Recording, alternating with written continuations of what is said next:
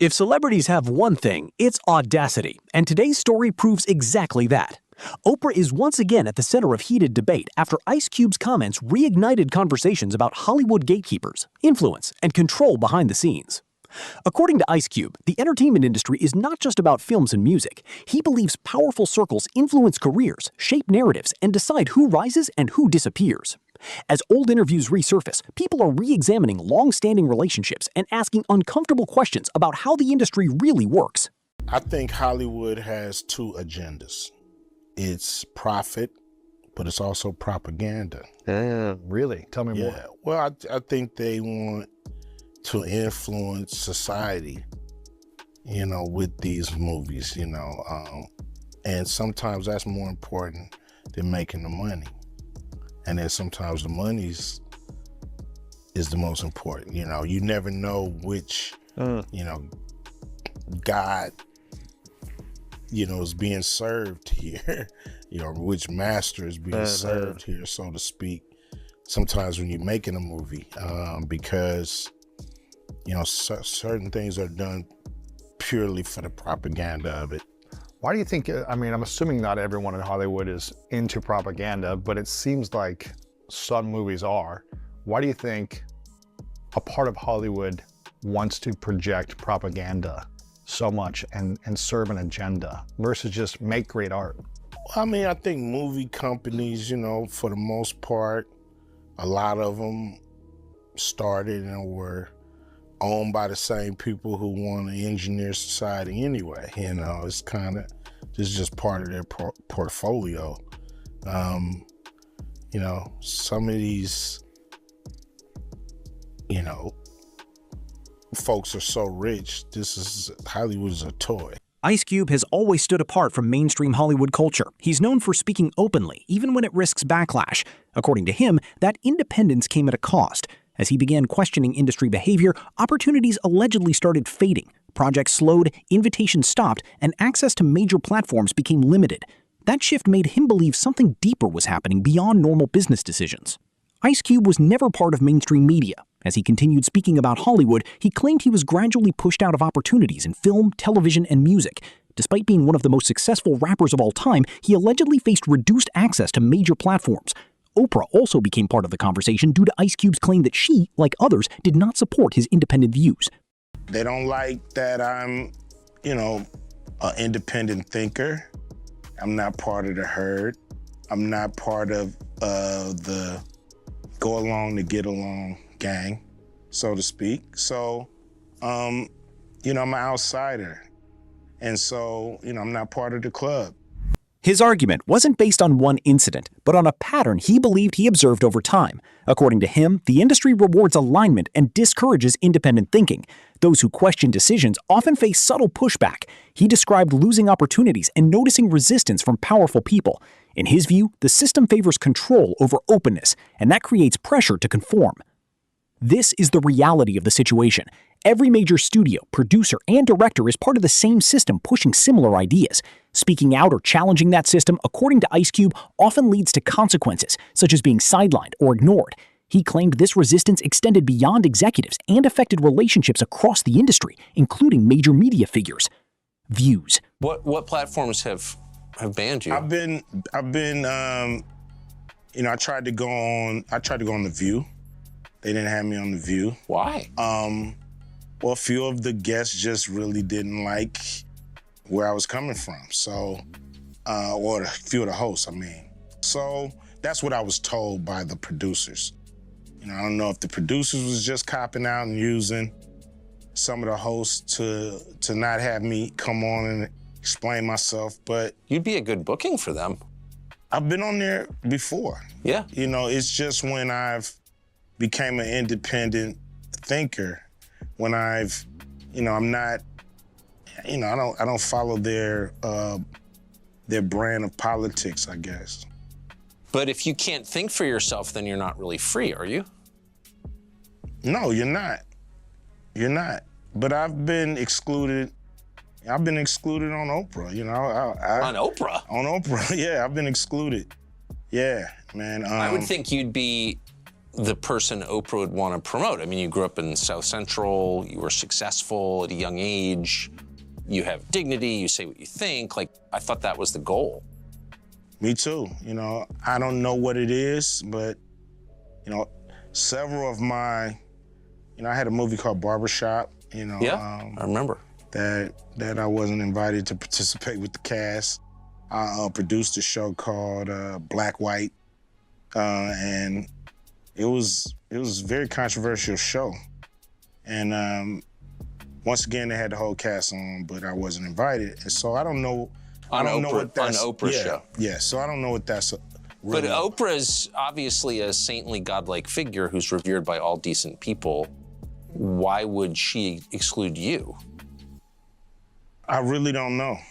You know, that's something that I would love to find out. But I can't tell you, you know, if there's a single thing that I've done or said to her. Have you noticed that it is more controversial to criticize Oprah than to burn the American flag? Really? Seems that way. I've never heard anybody criticize Oprah. Do you think it's political or do you think it's deeper than that? I mean, you're not like a right-winger. No. No? No. You don't even seem that political. No, I'm not really. I'm pretty much, you know, just want to do right by the people, you know. So if that comes through political means, that comes through the private sector, wherever it comes, you know, I'm down to work with whoever's down to do something right for the people. That idea led to wider debate about Hollywood culture. Critics of the industry argue that silence often protects powerful people, while supporters insist most decisions are business-driven. Over the years, various scandals have fueled both perspectives. This ongoing tension between perception and reality continues to shape public opinion about entertainment power structures. The casting couch culture in Hollywood has long been discussed as part of this larger conversation. Critics say it persists because insiders remain silent. As attention turned toward Oprah's past associations, people began revisiting connections with individuals later involved in major controversies, further intensifying debate. 3 days after Oprah publicly supported victims of sexual assault in the wake of numerous allegations against Harvey Weinstein, singer Seal Instagrammed this meme, showing Winfrey kissing the disgraced mogul. It reads, "When you have been part of the problem for decades, but suddenly they all think you are the solution." Please welcome Seal! The 54-year-old who's appeared on Oprah's show captioned his post, "Oh, I forgot, that's right, you'd heard the rumors, but you had no idea he was actually serially assaulting young starry-eyed actresses, my bad." While Weinstein maintains his innocence, Seal hasn't commented further, and Oprah has not responded. This moment is a really powerful time for everybody to get woke. Fans have come to her defense, pointing out Winfrey is a sexual assault survivor. They also posted pics of Seal's ex, Heidi Klum, kissing Weinstein too. Reactions were divided. Some defended Oprah, saying associations do not imply responsibility. Others argued that repeated connections raise questions worth examining. The discussion expanded as more people revisited old interviews and public appearances involving controversial figures. While some stars distanced themselves from scandals, Ice Cube claimed he stayed away from certain circles entirely. He suggested that a small group of influential executives and producers control much of the industry. Over time, several major names faced allegations, increasing public skepticism about how much others knew.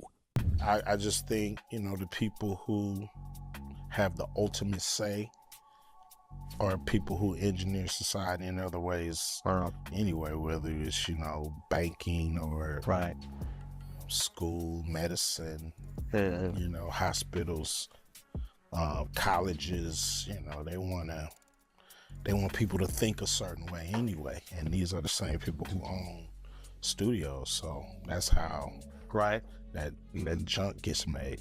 I have never been near a puff party. Never been near.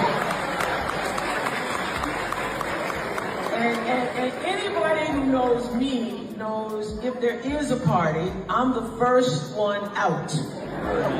I'm the first one out. I stopped by Puffy's house for 30 minutes to say happy birthday to him during the day at 2 o'clock with staff people. And out of that came a love affair and all kinds of stuff that I have never seen. You too? Yes. Yes, you too? Yes. Now I'm almost 70 years old. What do I look like? And I am a grandfather. What do I look like at this late date? Attention then shifted to Oprah's South African school, which has been part of past controversies. Reports, lawsuits, and investigations over the years have kept the subject in public discussion. Supporters argue many claims were exaggerated, while critics believe the issues deserve continued scrutiny. Now, what was Oprah's role in this group?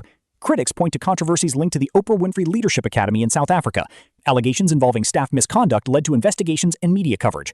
These events remain part of ongoing debates about accountability and influence. The trial of a former dormitory matron charged with 6 students at Oprah Winfrey School for Girls in South Africa is resuming. Prosecutors say former dorm matron Tina Virginia Makopo tried to kiss and f the girls. She's also accused of kicking and hitting some of them. Makopo pleaded innocent to 14 charges of indecent assault and criminal injury in South Africa. Meanwhile, in Philadelphia, the ex-headmistress of the $40 million school is suing Winfrey for defamation. The suit claims someone would conclude from Winfrey's comments that the school employee knew of the alleged abuse and was actively involved in covering it up. I was, needless to say, devastated and really shaken to my core. Winfrey said she was disappointed in the former headmistress. The TV talk show host also made comments about students who felt there was an atmosphere of repression at the school. And I spoke to all the girls personally, and I encouraged all of them, any of them who had actually been harmed, to please come forward. The lawsuit asked for more than $250,000 in damages. The situation received global attention at the time, generating headlines and legal action.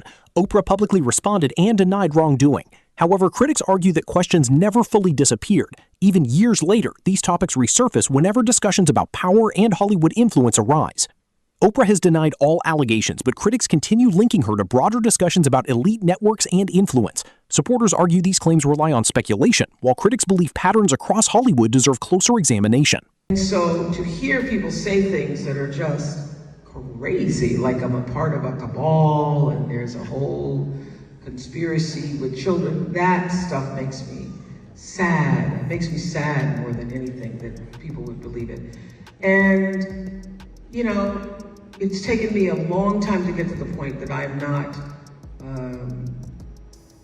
I don't feel hurt by it. Public discussion intensified after major Hollywood scandals became global news.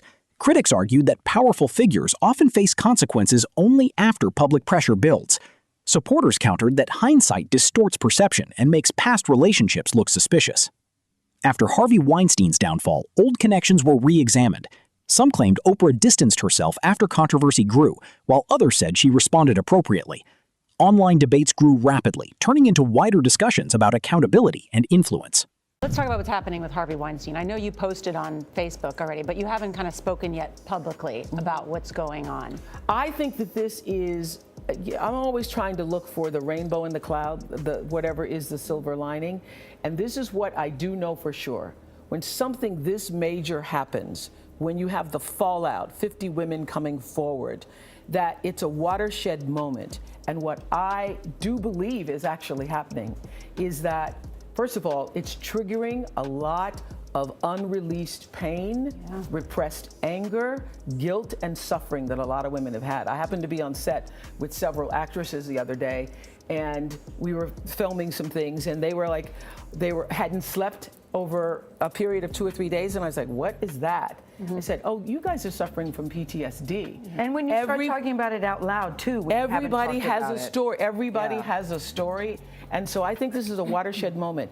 And if we make this just about Harvey Weinstein, then we will have lost this moment. I think this is a moment where no matter what business you work in, there have been women who not only had the disease to please, that's a part of it, but who felt that in order to keep my job, in order to keep my position, in order to keep moving forward, I've got to smile, I've got to look the other way, I got to pretend he didn't say that, I got to pretend he didn't touch me. I think those days are about to be over. And if it happens to you back in the day, you would say, sometimes you're not even aware what he just said wasn't really inappropriate. I know you've had a couple moments. Where you just think, what did he just say? Yes, I remember Gail had a moment when she came and said to me when somebody said that it was so inappropriate. I was like, oh my God, you can sue over that. But no, and all I said was, what did you say? And then they repeated it. Yes. Terrible. I just sat there typing with my 20-something-year-old. You pretend you didn't hear it. Yes. You pretend it's okay. You pretend you didn't. No, it isn't. You're right, Jeff. You're absolutely right. But a lot of women have been silent. silenced. And I know, but I do think it's going to change. Being a victim of child sex, that when you feel like you cannot be heard, and then other people start speaking out, it makes you feel like, oh, now I can speak out too. Yeah. So, and you've been speaking about it for years. Ice Cube continued emphasizing what he sees as a system of gatekeepers within entertainment. According to him, most audiences only see a fraction of how decisions are made. He believes careers can be shaped or restricted based on alignment with powerful interests. He also warned publicly that he would continue speaking about these issues. With decades in the industry, he claims to have witnessed patterns that convinced him the system is more controlled than most people realize. Yo, what's cracking? You know what it is. It's your homeboy Ice Cube. And some of you may not have realized that I'm not part of the club. And a lot of you listening to me right here, right now, you're not part of the club either. And what I realized with the club is what makes them so mad is when you don't want to be a part of the club. That pisses them off. What club am I talking about? I'm talking about the club of gatekeepers that we all got to deal with. You know who they are, and they definitely know who they are. A lot of people would be like, what, who? Come on, man, stop playing. So ever since I put out the contract with Black America, you know they with me. Here and there, this and that. But it's cool, you know. I expect. Discussion then shifted toward Diddy and broader industry controversy. Some argue individuals are being singled out, while others believe accountability has been delayed for too long. Either way, Diddy's legal situation became part of a larger debate about influence and consequences. This is where the story takes an even darker turn.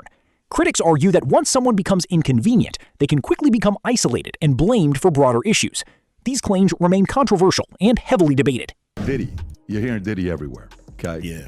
So, did you ever have any kind of run-in with Diddy? Did you ever do anything with Diddy? Any projects you worked on with him? He's produced a few records, or had his producers do a few records on my War and Peace album, the Peace Disc. Yeah.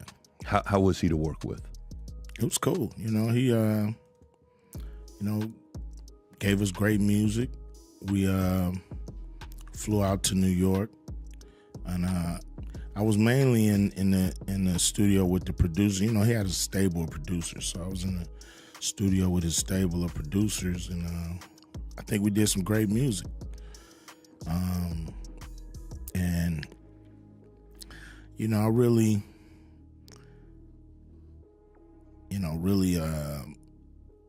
kind of, lost contact with him and really stopped, dealing with Puffy around 94. Yeah. Any specific reason? Yeah, I mean, they was doing their thing, I was doing mine. And, I'm not the partying type. You know what I mean? I ain't never been to a Diddy party. I ain't never really wanted to go. But I don't go to a lot of people parties. That just ain't what I'm in it for. Ice Cube's perspective evolved over time. Initially, he believed only executives controlled the system. Later, he concluded the structure was more widespread and complex than he first imagined. In his view, influence extends across multiple levels of entertainment. Here's the thing that shocked Ice Cube the most. At first, he thought pressure came mainly from executives. Over time, he believed the culture itself discouraged resistance, making it difficult for anyone to challenge authority without consequences. But I think the studios really wanted to have, kind of a little out, so they put it on the producer. Like, this is not us, this is this production, that production, this production, that production. I'm like, but it's every production. So you mean tell me every producer in Hollywood has this mandate? Give me a break. It has to come from the studio to hit every producer, because every producer don't think the same. Like, right. Some producers, had their own different opinions. So anyway, it was a studio mandate. They put it on individual producers. So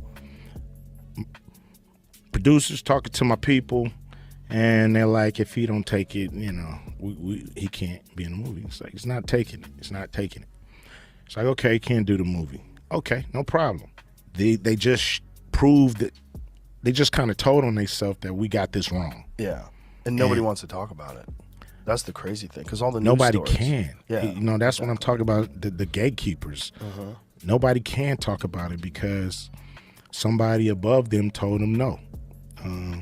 From this outlet, that outlet. Critics of Hollywood argue that silence helps protect powerful figures. They believe fear, money, and career risk prevent people from speaking out. Supporters disagree and say such claims overlook the complexity of the industry. This is why critics say issues can persist for years without resolution. They argue that victims and insiders often feel powerless to speak openly, while others choose silence to protect careers and relationships. About Hollywood managers who manage kids, it's a racket, man. Did you hear that kid from They're Strange... just grooming these kids, dude. That kid from Strange Things, to suck their dick. Stranger Things. He just left his manager, and they're alleging they just left their agent. See if you can find that. Owen Benjamin, the curly-haired kid. Oh, yeah. And he's Owen Benjamin just put it on his Instagram today because Owen has been taking a lot of heat online because he said that a 3-year-old kid shouldn't be transgender, and people giving him a hard time saying he's a bigot. Like, are you out of your mind? When What's up with these transgender? Stranger Things actor dropped agent because of accused of assault. Disney star follows suit. Jesus Christ. This is nuts. Watch man. An Open Secret, and they go through, dude, they pick, they're accusing people. It's for free, I think, on Vimeo. Yeah, you can watch it for free. An Open Secret. Just on YouTube or something? On Vimeo. You know what Sturgill Simpson told me? He said the same thing exists in music. What? He said in music there's a bunch of pedos and pederasts for sure. in music as well. The entertainment business all the way through. Music, this was about. This is about music and movies and TV. It's about the whole entertainment business. Women and kids. Mostly kids. And Mostly sometimes kids. dudes. You know, Terry Crews said that he was attacked. Well, not attacked. Some dude grabbed his dick. Taken from his some wife. famous dude grabbed. Other public figures have also shared opinions about hidden influence in entertainment. Some describe interconnected networks of power, while others reject those claims entirely. The debate continues without clear resolution. All these criminals were once part of the same gatekeeping system controlling Hollywood. One interpretation suggests that influence is concentrated among a small group of powerful people who shape decisions across music, film, and media. Yeah, you got to trademark that. But do you believe hip-hop got a gay mafia? Yes. Do I believe there's people behind the scenes that are homosexuals that are pushing buttons? Yes. Yes. And that they want you to be down with their in order to push the button for you? Absolutely. And this is part of it. You just saw one of the gay mafia members. That's who he is. That's who Puffy is. He's one of the members of the mob. He's a mafia member. But he might not be Don Carl. He's not the Godfather. You see? He's not the Godfather. He's one of the heads of the families. You see? We have different families in this thing. We got Bad Boy. We got what do we have? Death Row over here. We have the different we got Arista Records and LaFace. And these are the fucking families in the mafia. You dig? Those record companies are like families. At the heart of this discussion is the contrast between public image and private reality. Hollywood often presents polished narratives, but critics argue the truth can be more complicated behind the scenes. These elites, according to critics, maintain strong control over perception. Public personas may differ from private behavior, which is why discussions about major celebrities continue to generate controversy. There's an arrogance that some stars had, like particularly in the 90s. When I first came to Hollywood, and this is like really evident for me because I was not a star, but I was on a television show. So I got to be around a lot of stars. And there was a way that some of them would treat you. They would let you know that you are subhuman. You are below them. They would communicate with you in the most disrespectful and dismissive ways. Like weird. Like mousy guys that I could kill. Right. Like instantly. And they would just be rude to you in a really weird way because they had power. They had power, and then when an executive would come over, they would turn on the charm. They'd be smiling and laughing, and then you would talk to them at the craft service, and they would fucking dismiss you in the shittiest ways.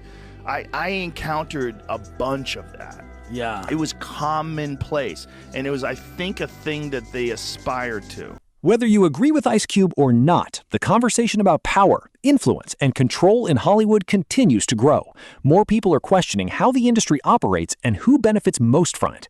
If you enjoyed this video, make sure to like, subscribe, and turn on notifications so you don't miss our next deep dive. And let us know in the comments, do you think Hollywood protects its biggest names, or is there another side to the story?